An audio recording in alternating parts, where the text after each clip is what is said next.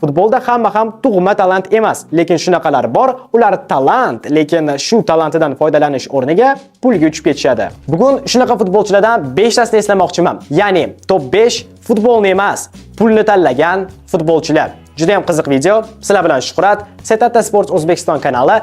Like bosib kanalga obuna bo'lish esdan chiqmasin. Tayyor bo'lsanglar, boshladik. 5-o'rin shu qishki transferlar oynasida amalga oshirilgan eng ahmoqona transfer Jon Duran Aston Villadan Al Nassrga. To'g'ri, Duran hali futbol olamida unchalik mashhur bo'lmagan edi, lekin potensiali juda katta. Zarbalari juda kuchli futbolchilardan biri edi. Shunchaki Bavariyaga urgan goli yoki APLdagi gollarini eslang yetarli. Bu mavsum qishgacha APLda 20 ta o'yinda 7 ta gol, Chempionlar Ligasida 7 ta o'yinda 3 ta gol edi. Va bu Aston Villadagi zaxira futbolchini statistikasi, ya'ni birinchi raqamli hujumchi bo'lmagan. To'g'ri, boshqa jamoalarga o'tib asosiga aylanishi kerak edi, lekin 21 yoshda Saudiyaga emas-da. Real, Barsa, MU qiziqish bildirdi. Chelsea bilan West Ham shartnoma taklifi bilan chiqishdi. Hattoki 1 yil Aston Villada qolganida ham hech narsa bo'lmas edi. Hali yosh, Chempionlar Ligasida, APLda past jamoada emas. Lekin mavsum o'rtasida Al Nassrga ketdi. Yetmaganiga shunaqa gap bilan yoshligimdan Al Nassrga muxlislik qilaman. Mayli, bu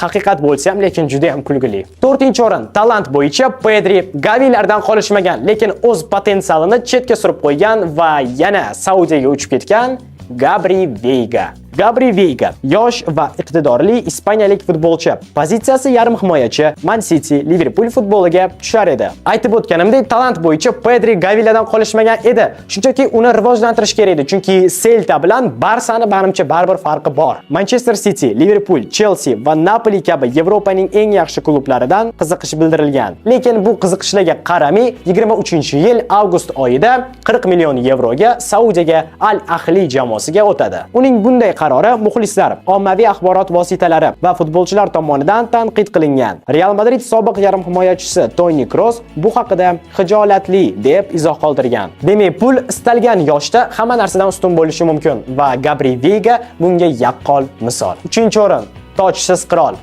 Neymar jahon futbolining eng yorqin yulduzlaridan biri. Hozir uni qanaqa ekanligini tasvirlab bersam, bitta video menimcha kamlik qiladi. Va o'zi uni qanday ekanligini siz mendan ham yaxshi bilasiz. Barselona tarkibida ajoyib natijalarga erishib, oltin to'pga yaqinlashayotgan edi. 25 yoshida orzusidagi jamoadan ancha ko'proq maosh to'lagan. PSJga rekord summa 222 millionga o'tadi. Va shu bilan pulni ustun qo'yadi. Lekin bu hammasi emas. PSJga o'tishdan maqsad jamoa bilan Chempionlar Ligasini yutish, individual oltin to'pni yutish edi. Lekin na birinchisi, na ikkinchisi o'xshadi. Mayli, balkim Barsaga qaytib shu narsalarni yutish vaqti kelgandir deb o'ylashdi muxlislar. Neymar esa 23-yilda Saudiya Arabistoniga ketadi. 10 ta ham o'yinda maydonga tushmasdan 200 million yevrocha pul ishlab topdi. Endi mana qayerda boshlagan bo'lsa, shu yerga qaytib bordi. Futbolni ustun ko'rdi, gap yo'q. Lekin Neymar 32 yosh. Misol Salah ham 32 yosh, lekin u oltin to'pga harakat qilmoqda. Ney esa faoliyatini tugatgani Braziliyaga ketdi.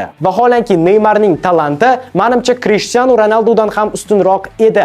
Lekin Ronaldoni o'zi aytgandek, futbolda talantni o'zi yetarli emas. 2-o'rin kuchli zarbaga ega, lekin shu kuchli zarbasini kuchli jamoalarda ko'rsata olmagan Hulk kuchli va tezkor hujumchi edi. Asosan Portudagi o'yinlari bilan tanilgan, lekin Portugacha o'zi yaxshi sharoitli chempionatlarda o'ynagan. Yaponiya chempionatining 3 ta jamoasida to'p surgan. Portu tarkibida ko'plab gollaridan so'ng Yevropa grandlariga o'tishi kutilayotgan edi. Lekin Portudan kutilmaganda 2012-yili Rossiyaning Zenit klubiga o'tadi. Bu Rossiya chempionati uchun o'sish edi. Haqiqiy yulduz, media taraflama ham plus va hokazo. Lekin futbolchining o'zi uchun bu pasayish edi. 30 yoshda ham menimcha Yevro jamoalariga o'tib o'zini ko'rsatishi mumkin edi.